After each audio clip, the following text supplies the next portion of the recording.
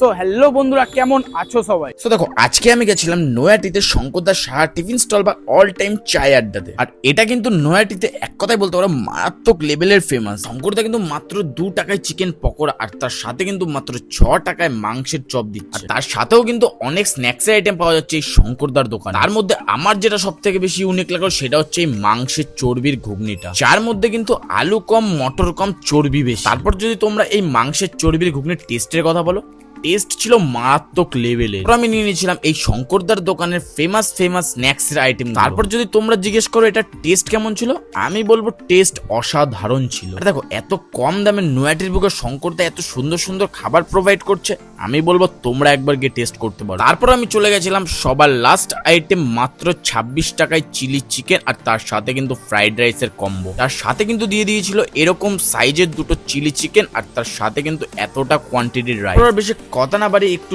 Chilli chicken আর সাথে একটু fried rice নিয়ে ফার্স্ট বাইটটা যখনই দিলাম, 20 টাকায় মারাত্মক লেভেলের টেস্ট। চলো আমি এই খাবারটাকে শেষ করি। তোমাদের সাথে দেখা হচ্ছে নতুন একটা জায়গায় নতুন একটা ভিডিওতে। ততক্ষণের জন্য টাটা, বাই বাই।